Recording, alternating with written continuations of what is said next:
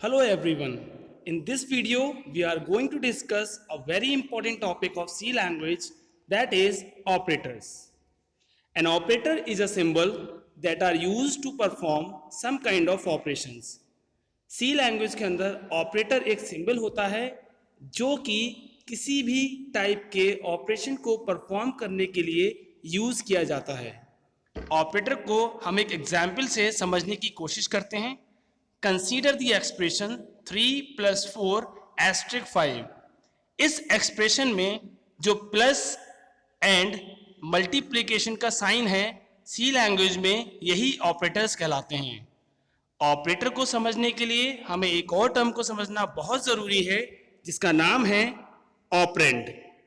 N operand is a data value on which an operator works. Operands वो data values होती हैं जिनके ऊपर एक ऑपरेटर काम करता है.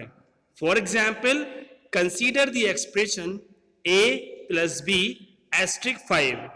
इस एक्सप्रेशन में प्लस एंड एस्ट्रिक दो ऑपरेटर्स हैं एंड a, b एंड 5 ये तीन डेटा वैल्यूज हैं जिनके ऊपर ये दो ऑपरेटर्स वर्क कर रहे हैं.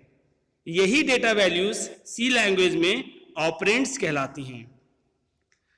ऑपरेटर एंड ऑपरेंड्स को हम एक डायग्राम से समझने की कोशिश करते हैं. Consider an expression a plus b asterisk c. In this expression plus and asterisk are two operators and a, b and c are three operands. The next is types of operators. C language में अगर हम operators के types की बात करें तो operators को तीन टाइप में डिवाइड किया गया है on the basis of their operands and they are unary operator, binary operator and ternary operator. Operators के टाइप्स को हम एक डायग्राम से समझने की कोशिश करते हैं. सी लैंग्वेज में ऑपरेटर्स तीन टाइप के होते हैं, unary, binary and ternary. Unary operator further दो टाइप का होता है, increment and decrement operator. Increment operator भी दो टाइप के होते हैं, prefix increment and postfix increment. Decrement operator भी दो टाइप के होते हैं, prefix decrement and postfix decrement.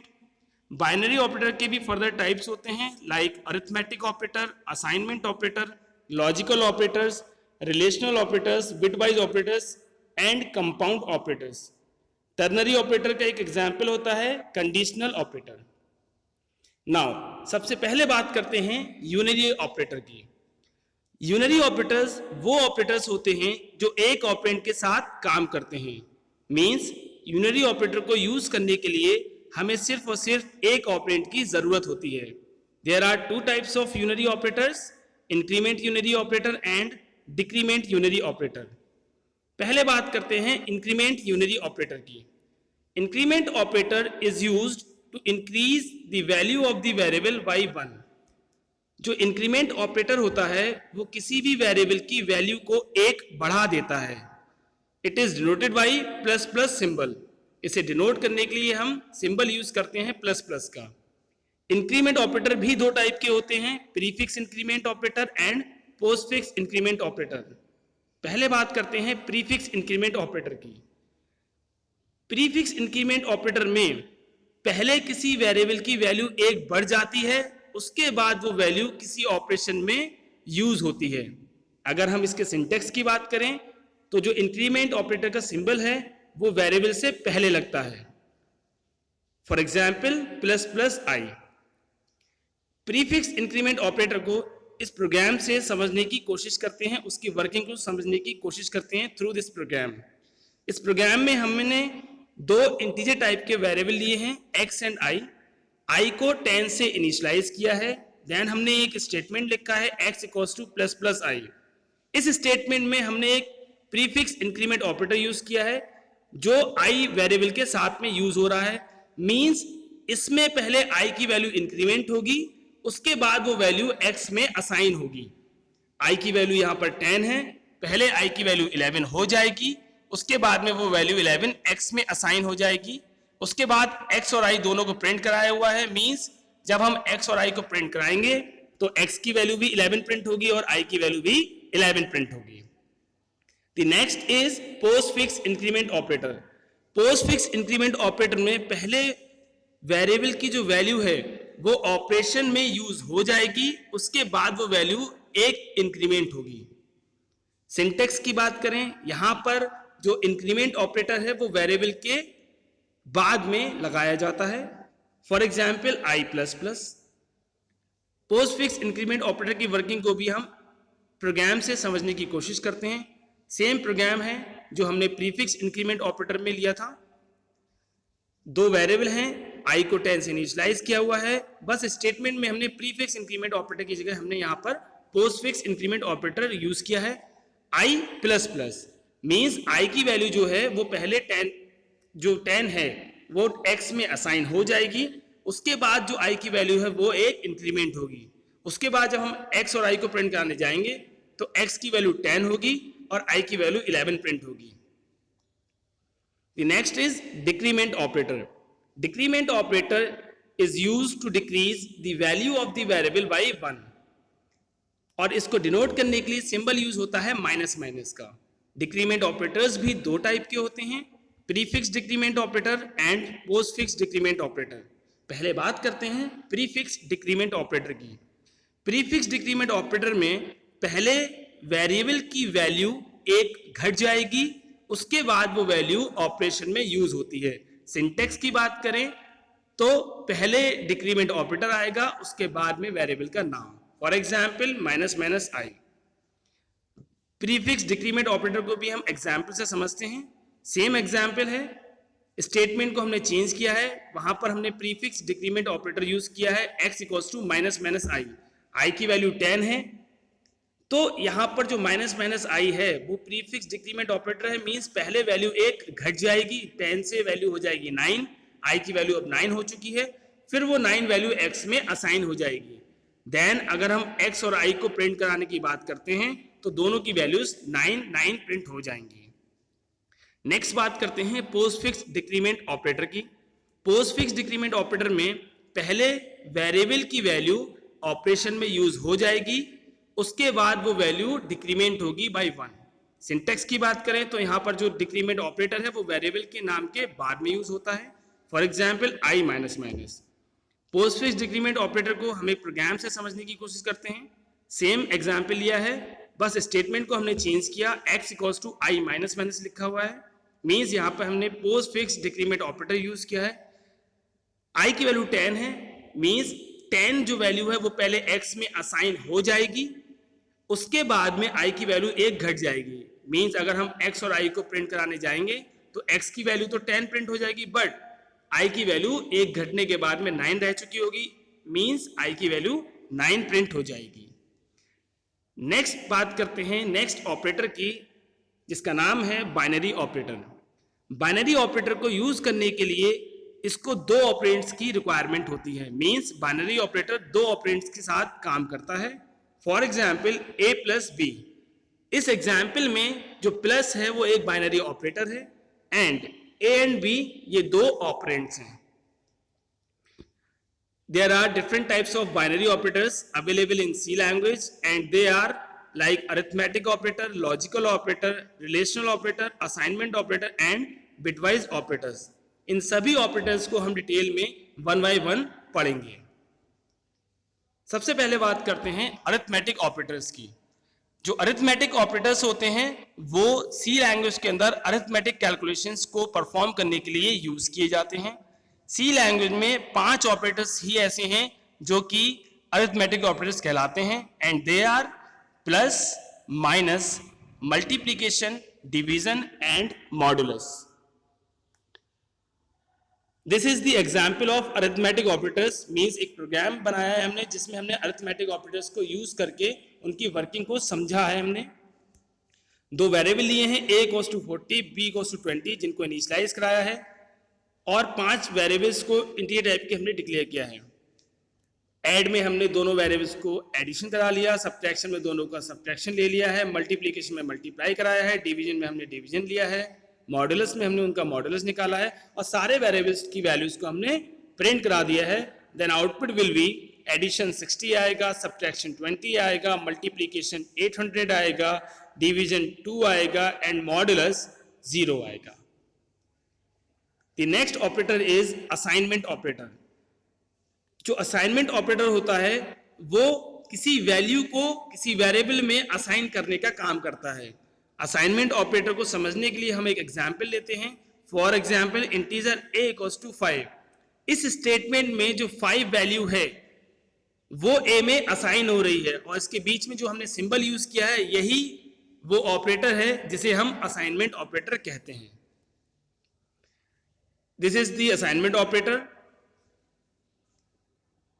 Next is relational operator. A relational operator are used to compare two values depending on their relation. Relational operator का basically काम होता है दो values को आपस में compare कराना according to their relation, और ये हमेशा 1 और 0 रिटर्न करते हैं। अगर वो relation true होता है तो वो 1 रिटर्न करता है, अगर वो relation false होता है तो वो 0 रिटर्न करता है। And the relation operators are equal to, not equal, greater than, less than, greater than equals to and less than equals to। यहां पर एक एग्जाम्पल लिया गया है जिसमें एक रिलेशनल ऑपरेटर को हमने यूज करके उसकी वर्किंग को समझा है। दो वेरिएबल डिक्लेयर किए इस प्रोग्राम में m and n, उनको इनिशियलाइज कराया 40 and 20 से। कंडीशन चेक कराइए, if m equals to means equal to n, अगर m n के बराबर है तब printf में आ जाना चाहिए m and n are equal. अगर वो बराबर नहीं है तो else पार्ट एग्जीक्यूट हो जाएगा और आउटपुट आ जाएगा m and n are not equal. Check करते हैं 40 equal to 20 which is not true, that means else वाला पार्ट एग्जीक्यूट हो जाएगा और आउटपुट आ जाएगा m and n are not equal. Next बात करते हैं बूलियन और लॉजिकल ऑपरेटर्स की। बूलियन ऑपरेटर्स जो होते हैं सी लैंग्वेज के अंदर दो एक्सप्रेशंस को कंबाइन करने के लिए यूज किए जाते हैं। सी लैंग्वेज में 3 टाइप के बूलियन ऑपरेटर्स होते हैं, बूलियन एंड, बूलियन और and Boolean not. Boolean operators हमेशा एक बूलियन वैल्यू रिटर्न करते हैं विच इज ट्रू और false.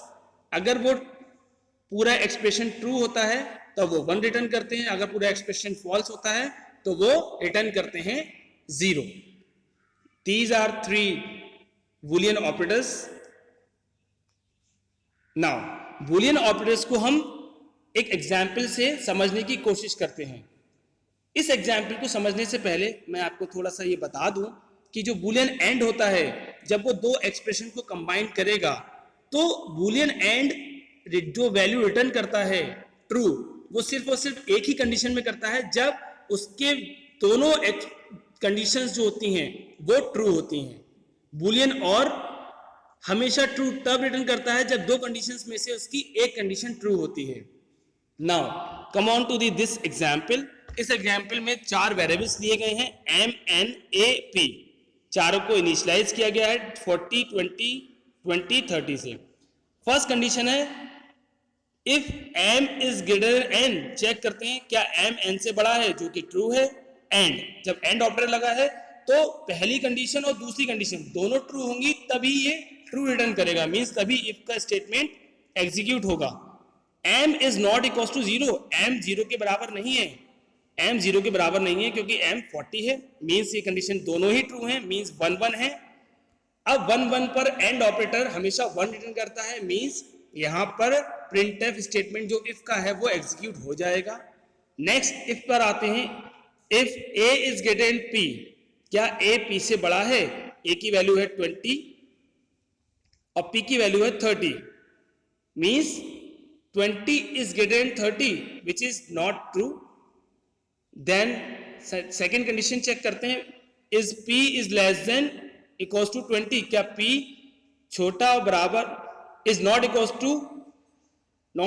To and equal to 20, p की वैल्यू 20 के बराबर नहीं है, p की वैल्यू है 30 जो कि ट्रू है, मींस पहली वाली कंडीशन फॉल्स है, सेकंड वाली ट्रू है, मींस ये वाला जो इफ का स्टेटमेंट है ये भी एग्जीक्यूट हो जाएगा। Then the output is here. Next is bitwise operators. Bitwise operators are used to perform the operations on bit level. जो बिटवाइज ऑपरेटर्स होते हैं वो ऑपरेशन को परफॉर्म करते हैं बिट लेवल पे। मींस अगर हमने कोई बिट वाइज ऑपरेटर लगा रखा है कहीं पर और वहां पर डेसिमल वैल्यूज हैं, तो फर्स्टली हमें उन डेसिमल वैल्यूज को कन्वर्ट करना पड़ेगा बाइनरी में, उसके बाद ही वो बिट वाइज ऑपरेटर पे परफॉर्म हो पाएगा। यहाँ पर हमने एक ट्रुथ टेबल ली हुई है जहां पर हमने दो इनपुट्स लिए हैं P एंड Q, और यहाँ पर हमने तीन बिटवाइज ऑपरेटर्स को यूज करके दिखाया हुआ है, बिटवाइज एंड, बिटवाइज और and bitwise XOR. Bitwise and true तब देता है जब उसके दोनों इनपुट्स ट्रू होते हैं। बिटवाइज और ट्रू तब देता है जब उसका एक इनपुट ट्रू होता है, और बिटवाइज एक्सऑर ट्रू तब देता है जब उसके दोनों इनपुट्स अपोजिट होते हैं। मींस एक 0 एक 1 हो या फर्स्ट 1 और सेकंड 0 हो। These are the types of bitwise operators, bitwise AND, bitwise OR, bitwise XOR। तीनों की हमने बात की अभी, तीनों की वर्किंग देखी। bitwise NOT, left shift and right shift। The next operator is ternary operator। ternary operators को यूज करने के लिए हमें तीन ऑपरेंड्स की जरूरत पड़ती है। ternary operator का एक एग्जाम्पल होता है सी लैंग्वेज में जिसका नाम है कंडीशनल ऑपरेटर। कंडीशनल ऑपरेटर के सिंबल होते हैं question mark and colon. Question mark से पहले ऑपरेंड 1 आता है, क्वेश्चन मार्क के बाद ऑपरेंड 2 आता है, एंड कोलन के बाद ऑपरेंड 3 आता है। This is the general syntax for using the conditional operator. Now अब इसकी वर्किंग कैसे होती है, कैसे समझें इसे। एक्चुअली में कंडीशनल ऑपरेटर कहता है जो आप फर्स्ट ऑपरेंड रखो वो एक कंडीशन रखना। जब वो कंडीशन अगर ट्रू होगी तो जो सेकंड ऑपरेंड होगा वो आपका एक्सप्रेशन 1 होगा। वहां पर आप कोई एक्सप्रेशन, कोई स्टेटमेंट लिख सकते हो। अगर आपकी कंडीशन ट्रू होगी तो एक्सप्रेशन 1 एग्जीक्यूट होगा, देन आप कॉलन लगाइएगा, कॉलन के बाद आप एक्सप्रेशन 2 लिखेंगे। अगर ये कंडीशन फॉल्स हुई तो एक्सप्रेशन 2 एग्जीक्यूट हो जाएगा। मींस अगर कंडीशन ट्रू होती है तो एक्सप्रेशन 1 एग्जीक्यूट होता है, अगर कंडीशन फॉल्स होती है तो एक्सप्रेशन 2 एग्जीक्यूट होता है। ऐसे कंडीशनल ऑपरेटर वर्क करता है। Now this is the example of ternary operator. दो वेरिएबल लिए हैं x y, x को 1 से हमने इनिशियलाइज कराया है। हमने एक स्टेटमेंट लिखा है y assignment operator, x equal to 1 चेक किया है क्या x की वैल्यू 1 है, क्वेश्चन मार्क 2 कोलन 0। मींस अगर x की वैल्यू 1 होगी तो 2 रिटर्न होगा इस एक्सप्रेशन से, अगर x की वैल्यू 1 नहीं होगी तो 0 रिटर्न होगा। यहां पर चेक करते हैं x की वैल्यू 1 है which is true, that means expression 1 execute हो जाएगा, और एक्सप्रेशन 1 की जगह पर यहां पर लिखा हुआ है 2, मींस 2 रिटर्न होगा, और 2 रिटर्न होके वो असाइन हो जाएगा y में जाकर। अगर हम बाद में दोनों को प्रिंट कराते हैं x और y को, तो x की वैल्यू प्रिंट होगी 1 एंड y की वैल्यू प्रिंट होगी 2। This is the working of conditional operator. This is all about the operators in C language. Thank you so much.